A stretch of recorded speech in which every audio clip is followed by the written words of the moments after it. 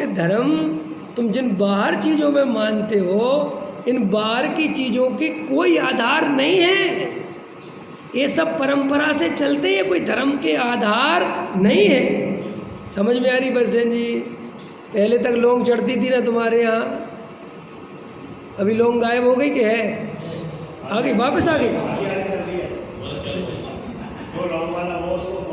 अच्छा, 2-3 ग्रुप हो गए लौंग में। देखो लौंग में ग्रुप हो गए ना क्या? इससे पता चलता है कि क्रियाकांड कितना खोखला है। तगड़ा नहीं, खोखला है। अभी वो जो लौंग वाला ग्रुप है ना, उसके बच्चे होंगे तो ये लौंग वाला तर्क बताएगा कि लौंग चढ़ाना क्यों जरूरी है, ये अपने तर्क तैयार करेगा। और जो लौंग नहीं चढ़ाता है वो अपने तर्क तैयार करेगा, फिर वो शास्त्र में लिख देगा। समझ में आया कि नहीं आया? फिर क्या होगा? फिर एक ग्रुप तैयार हो जाएगा, एक लौंग वाला पंथ, एक बिना लौंग वाला पंथ। आपको हंसी आ रही इन बातों में? जाओ तुम्हारे इतिहास उठा के देखो, श्वेतांबरों में जाके पढ़ना, क्रियाओं के आधार से उनके पंथ बड़े हुए है नहीं दीदी? 24 क्या होता है वो मैं तो भूल जाता हूँ सब, उनमें होते हैं कई भेद। तो मैं तो मिलता रहता हूँ, तो मैं कहता हूँ ये भेद किस आधार पे है?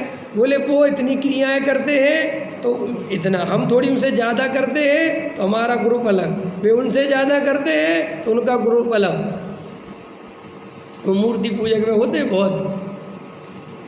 ये कहाँ से इतने भेद प्रभेद हो गए?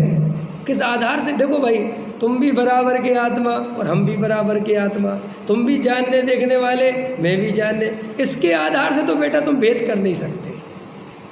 ये बात तो पक्की है। कर सकते हो? मनुष्यता के आधार से भी तुम भेद नहीं कर सकते, क्योंकि हम सब मनुष्य हैं। बराबर है कि नहीं? तुम फिर भेद करते क्यों? कैसे करते हो? तुम भेद करते हो पहनने, ओढ़ने, खाने, पीने, समझ में आया? पद्धतियों के आधार पर क्रियाकरण। और उसमें भी तुम कोई पेट से सीख के नहीं आते। जो कुल परंपरा में तुम पैदा हो जाते हो वो ही तुम्हारे लिए सबसे बड़ा धर्म हो जाता है। आया समझ में कि नहीं? पकड़ में आ रहा कि नहीं?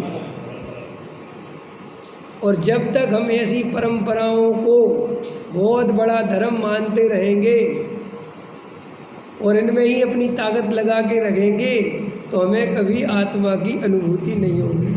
और इतना गहरा है परंपरा का धर्म कि इसको निकालना बहुत मुश्किल है नहीं बसंत जी? जिनके यहाँ स्त्रियाँ अभिषेक करती हैं, वे खट से चली जाती स्त्रियाँ, उनको कुछ नहीं होता। तो तुम्हें अगर कलसा पकड़ा दे तो तुम्हारे हाथ काँपेंगे ऐसे ऐसे ऐसे। को गिर ही जाए एक आध पहला तो चक्कर ही खा के गिर जाए। तो भैया ऐसा क्यों हुआ? सोचो, अपन मंदिरों में जाते हैं दर्शन करने और जरा सा चंदन लगा देख ले प्रतिमा में तो अपना का हार्ट फेल हो जाए। और सुनो, और कितने होशियार होते हैं अपन। जैसे तो सब बातें समझने लायक है सब। जैसे मान के चलो तुम ऐसी जगह गए कि सबरे 20पंथी मंदिर है और कोई उपाय नहीं है वहाँ 13 पंथ का, तो क्या करेगा? उसी के दर्शन कर लेगा।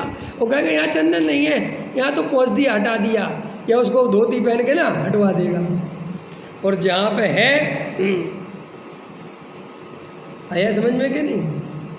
ये सब अपने अंदर कहाँ से आता है? हाँ, मैं यही तो कह रहा हूँ, ये कहाँ से आता है अपने अंदर? अरे वही तुम्हारा पावापुरी सुबह 2-3 घंटे दिगंबर रहता है, फिर उसके बाद श्वेतांबरों का हो जाता है। अभी तुम्हारा एक और हो गया, वो ये महाराष्ट्र में अभी गया था मैं। अरे जहाँ गुरुदेव ने भूल जा रहा, पारसनाथ क्या है वो, अंतरिक्ष पारसनाथ। समझ में आया कि नहीं आया? अभी गया था मैं पीछे वहाँ औरंगाबाद प्रवचन करने, तब ले गए थे वो। तो 2-3 घंटे 4 घंटे दिगंबर रहता है, उसके बाद श्वेतांबर हो जाता है। तब तो मैं नहीं लगता कि जो प्रतिभा एक बार श्वेतांबर हो गई अब वो दिगंबर कैसे हो।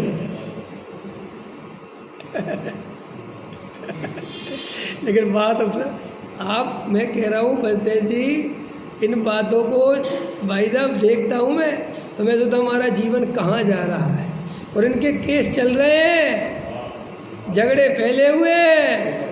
सोचो अंदर में, सोचो कि हम आए थे आत्मा के अनुभव करने के लिए और हम कहाँ इन बातों में उलझ के रह गए। बहुत आत्मा का अनुभव दुर्लभ क्यों है? और कोई कारण नहीं है, क्योंकि ये जीव को जब जब आत्मा के अनुभव का मौका मिलता है, ये जीव इन्हीं बातों में उलझकर भव खो देता है। और ये बातें कभी ख़त्म नहीं होती। ये बात कभी मत सोचना कि चौथे काल में नहीं होता, चौथे काल में भी बिल्कुल ऐसे ही होता है। कहीं झगड़ा कम नहीं। आप कहोगे चौथे काल में कैसे होता है? भाई साहब मारीची ने 363 मत चौथे काल में चलाए कि पंचम काल में चलाए, और आदिनाथ की उपस्थिति में चलाए कि गैर उपस्थिति में चलाए। तो फिर तीर्थंकर की उपस्थिति में जब समाज की हालतें है,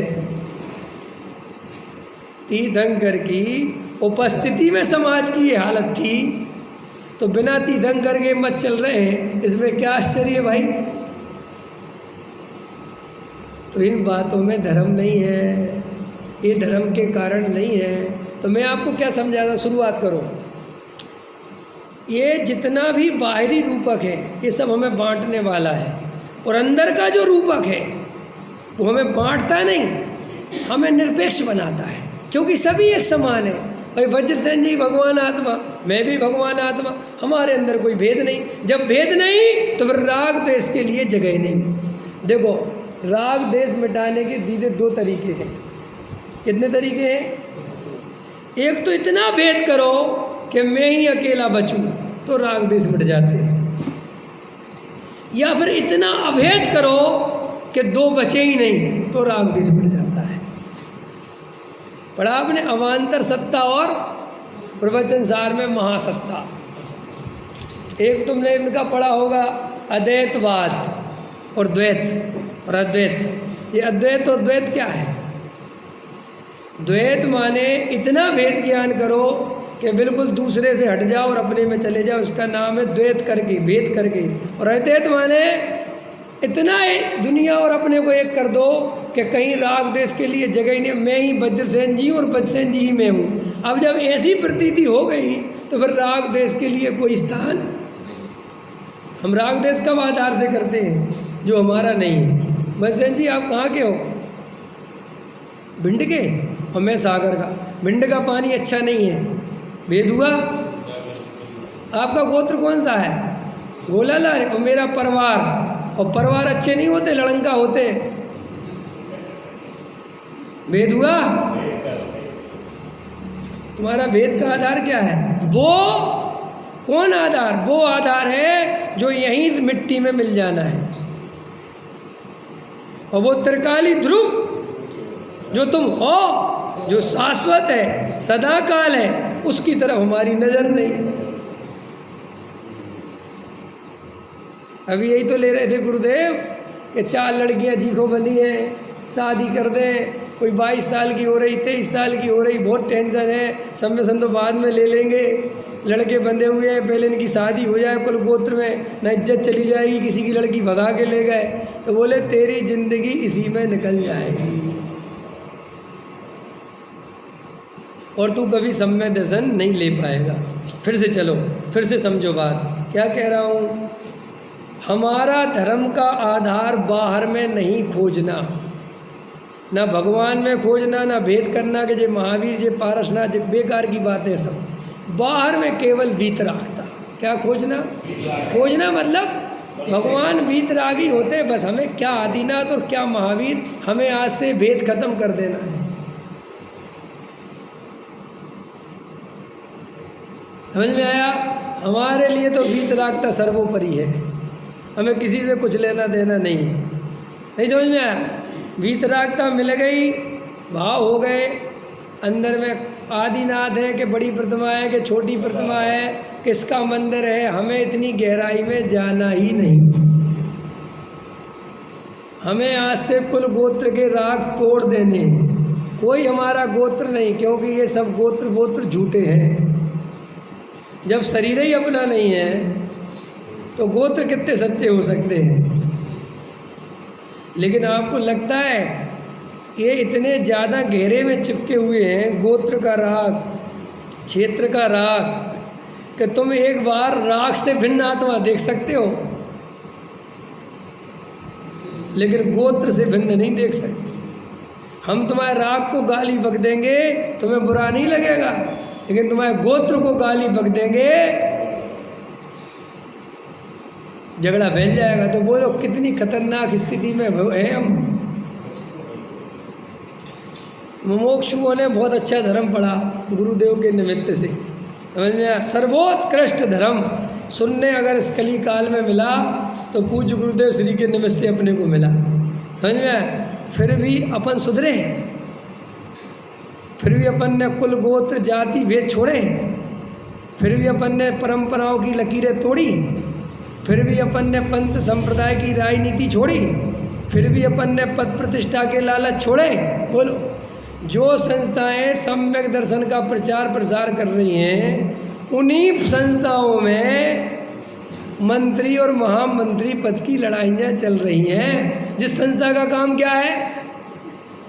सम्यक, जो सबको सम्यक दर्शन का रास्ता बता रहे, उनके खुद के सम्यक दर्शन की हालत ये है कि वहाँ वोटिंग चल रही, राजनीति चल रही, ग्रुप चल रहे हैं। जो पंडित सबको वात्सल्य सिखा रहे हैं, उनके ग्रुप चल रहे हैं। समझ में आ रहा है मैं क्या कह रहा हूँ? इसका मतलब ये हुआ कि ऊंची ऊंची बातें करने से आप ऊंचे नहीं हो जाते। आपका परिवर्तन जब तक नहीं होता, तब तक वो परिवर्तन नहीं माना जाता।